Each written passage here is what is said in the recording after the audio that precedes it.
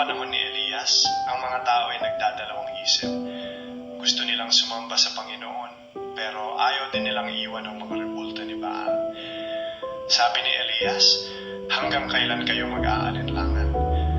Ang hamon na yan ay para rin sa atin, hindi lang tungkol sa mga rebulto, kundi tungkol sa katapatan ng ating puso. Minsan sinasabi nating alaala lang ang mga imahe, pero ang gawa natin, ang pagluhod, pagluha, at pag-aalay ng panalangin. Ang ating puso ay unti-unting napapalapit sa nakikita, sa halip na sa Diyos na Espiritu. Dito pumapasok ang pandaraya ng kaaway para ilayo tayo sa direktang relasyon sa Ama. Sabi sa Biblia, sa Exodo 20, huwag tayong luluhod o maglilingkod sa anumang imahe. At pinagtibay ito ni Jesus na ang Diyos ay Espiritu at dapat sambahin sa Espiritu at katotohanan.